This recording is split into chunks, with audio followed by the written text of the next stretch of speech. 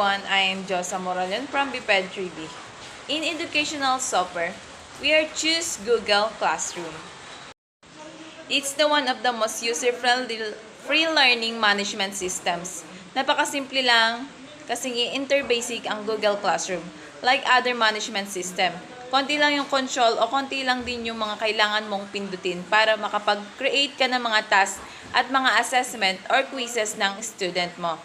And also, itong Google Classroom, it is the stable of all ages. So, meaning to say na mga estudyante natin na mga elementary, high school, and senior high school or college students ay mabilis matututunan gamitin ang Google Classroom.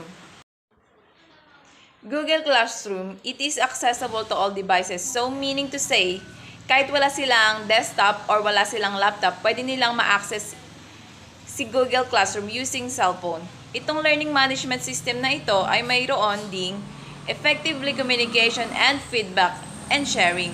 So, ibig sabihin nito na mas madali yung communication natin sa mga students, na mas efficient natin ma-deliver yung feedback natin sa mga assessment nila at mga tasks. So, ano naman yung mga disadvantages ng Google Classroom? First is too Googleish. Marami kasing services na ino-offer si Google. Meron tayong Google Drive, Google Form, Google Meet, at iba pa. So, kung hindi ka familiar sa mga basic services nito, ay medyo mahihirapan ka ng konti sa paggamit nitong Google Classroom. Kasi integrated itong mga services na ito sa learning management. So, pangalawa, disadvantages ng Google Classroom is limited feature and integrated option. Medyo nakuhuli si Google Classroom. Pangatlo ay yung editing problems. Dito merong capability na mag-edit ang mga student natin ng mga documents at mga tasks. Pwede nilang ma-edit yon or pwede nilang ma-delete without knowing. So next is manual grading. Mobile version has limited feature compared to the other desktop version. So dito, magbibigay tayo ng 3 basic steps to Google Classroom. First step is open your browser, enter the web address classroom.google.com.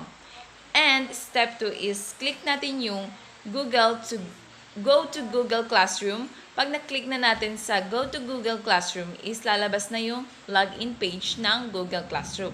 So kailangan nyong i-enter yung Google account mo at password. So, kung wala ka pang Google account, so mag-create ka muna ng Google account mo para makapag-login ka sa Google Classroom. And i-click mo yung login, pwede na po tayong mag-start sa Google Classroom. So, may video example po tayong ipi-play. To post videos in Google Classroom, there's a couple different ways to do this. The recommended way is to go through classwork up here at the top.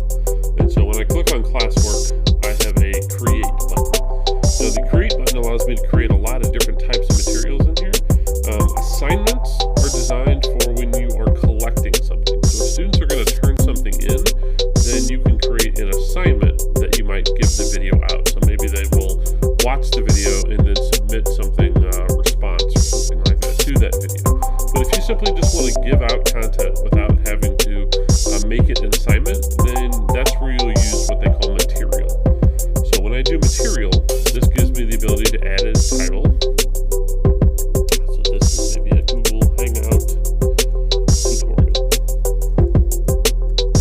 And then I can give it a description if I want to. And then down here at the bottom, there's an add button. And in the add button, it gives me the ability to either add something from my drive or to add a link. So if I add this as a link, then this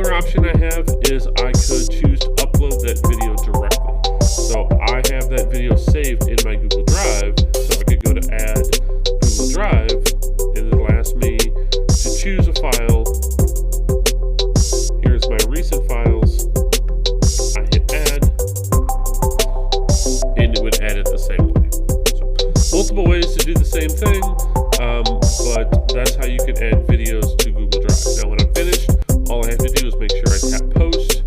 If I need to add it to multiple classes, I can do that, but once I hit post, then this goes live to all of my students. I can choose to give it a topic to put it into a category if I want to. Any of these methods work. There is no right or wrong way to do it.